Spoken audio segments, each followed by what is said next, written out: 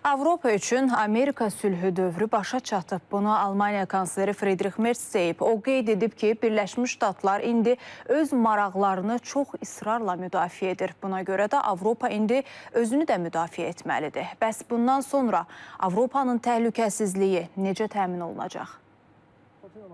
Amerika Birləşmiş Ştatları tək başına dünyada aparıcı rol oynaya bilməz. Dünyada siyasi və iqtisadi güc mərkəzlərində tektonik dəyişiklik baş verir. Avropa bu işdə öz rolunu oynamalıdır. Bu fikirləri Almaniya kansleri Friedrich Merz ZDF telekanalına müsahibəsində bildirib. Kansler bundan bir neçə gün öncə isə Pax Americana, yəni Amerika sülhü dövrünün bitdiyini demişdi. Avropanın təhlükəsizliyinin gələcəyi barədə Avropa Komissiyasının prezidenti Ursula von der Leyen də çıxış edib. Avropa təhlükəsizliyinə görə özü məsuliyyət daşımalıdır. Bu artıq seçim deyil, məcburiyyətdir. Biz qarşılaşdığımız təhdidləri bilirik və onlara qarşı duracağıq. Biz hazır olmalıyıq. Müasir hibrid müharibə aparmaq üçün yeni imkanlar inkişaf etdirməli və tətbiq etməliyik. 10 illiklər boyu davam edən yetərsiz investisiyalardan sonra indi döyüş nöqtəsinə gəlmişik. Trump administrasiyasının Rusiyaya loyal münasibəti və Ukraynadakı müharibəni təcili bitirmək cəhdləri Avropa ilə ABŞ arasında münasibətlərdə soyuqluq yaradıb. Rəsmi Brüssel Moskvanın Ukraynada istədiyini əldə etdikdən sonra növbəti hədəfin Avropa olacağını və Vaşinqtonun qoca qitənin təhlükəsizliyinə laqeyd yanaşdığını düşünür.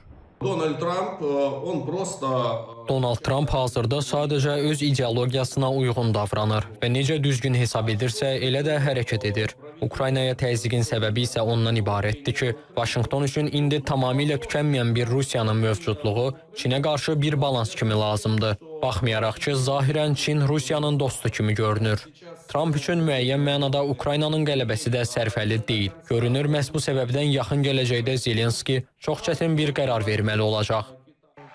Ekspertlərin sözlərinə görə Trump ilk prezidentlik dövründə də Avropanın təhlükəsizliyinə skeptik yanaşırdı. Hətta Trump Birləşmiş Ştatların NATO'dan çıxması ilə bağlı bəyanat da səsləndirmişdi. Lakin respublikaçıların müəyyən qanadı Ağ Ev rəhbərinin bu təşəbbüsünə qarşı çıxdı. İndi isə belə qanad yoxdur. Odur ki, Vaşinqtonun planları təəccüblü görünmür. O, ABŞ-nin NATO'nu əvvəlki kimi dəstəkləməyəcəyinə, hətta potensial olaraq alyansdan çıxa biləcəyinə eyham vurur. Bu isə Avropadakı müttəfiqləri öz müdafiələrinə daha çox pul yatırmağa məcbur etmək üçün bir vasitəyə çevrildi.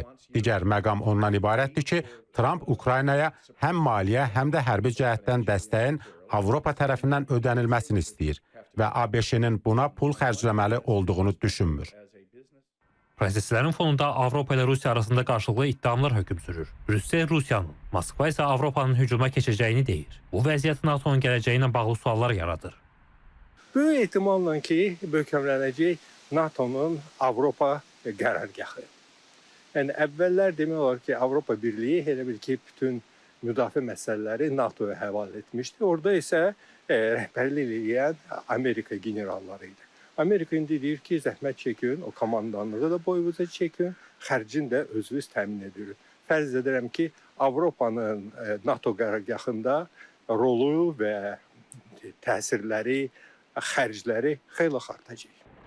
Ekspertlər bildirir ki, Birləşmiş Ştatların Avropadan uzaqlaşmaq siyasəti müvəqqətidir. Trumpdan sonra demokratların namizədi qalib gəlsə, hazırki vəziyyət köklü şəkildə dəyişə bilər. Lakin Vaşinqtonun hazırki siyasətinin nəticələrini qısa müddətdə əvvəlki vəziyyətinə qaytarmaq çətin olacaq. Hələlik isə Avropa bütün səylərini müdafiə potensialını artırmağa yönəldib. Bu addımların effektivliyini əminliklə söyləmək üçün xeyli xərc lazımdır.